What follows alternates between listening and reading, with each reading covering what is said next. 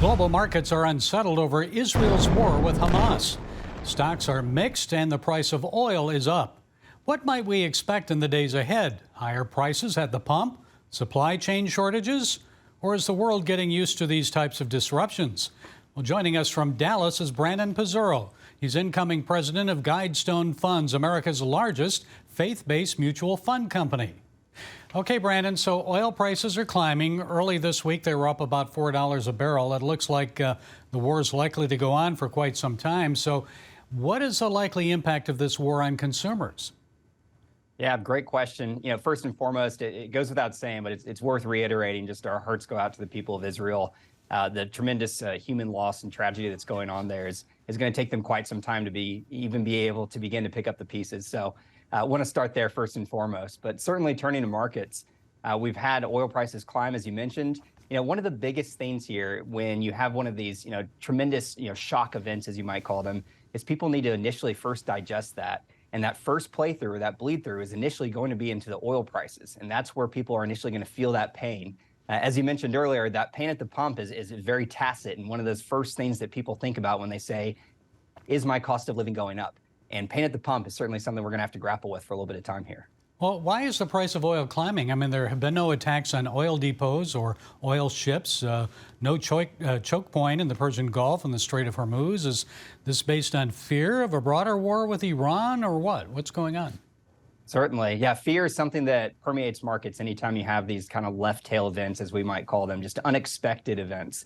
And so when you have that unknown and that uncertainty, one of the things that people are first going to start to grapple with is like, okay, given the region, what's going to be the knock-on effects from there? And given that that's a big oil-heavy region, people are certainly going to run for fear, and that's going to start to bid up those prices.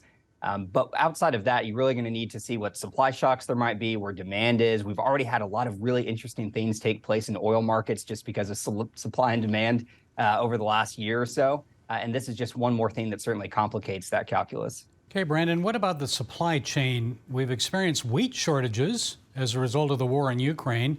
How do you expect this war may affect global markets and the transportation of food and other products? Sure.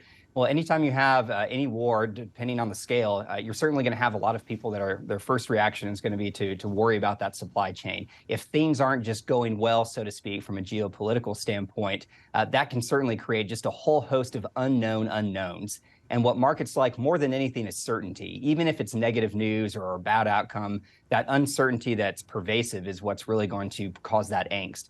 And because of that, we have yet to see what knock-on effects we might have. So seeing if there's additional attacks, if there's any other kind of state players that want to intervene in various ways or make any type of rash decisions when it comes to those type of supply chains, that's something you have to keep a close eye on.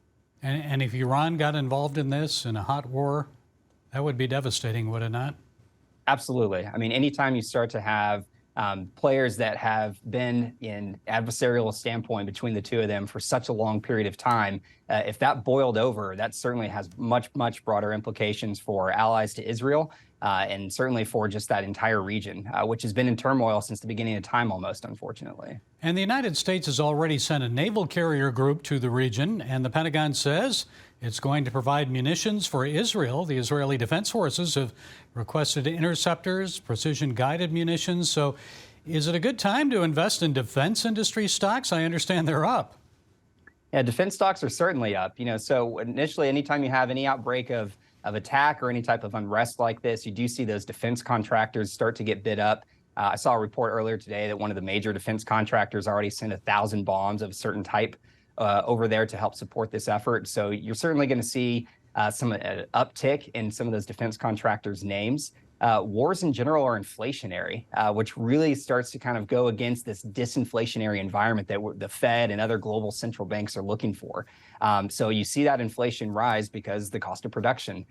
Oil certainly is an inflationary measure. So from a defense contractor standpoint, you're going to see people look to them to see, just what type of demand there is for their services and goods. Brandon, tell us about Guidestone. How does it differ from other mutual fund companies? Sure. Happy to. We are the nation's largest faith-based fund family.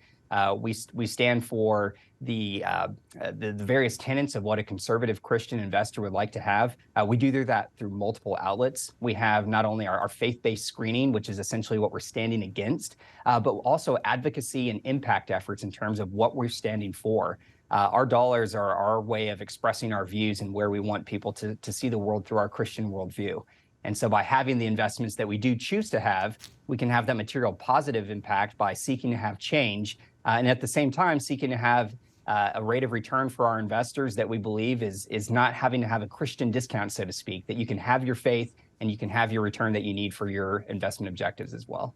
And there's a lot of anxiety over this war worldwide, especially here in the United States, but many Christians believe this is biblical prophecy being fulfilled. So how should we respond with our finances and prayer?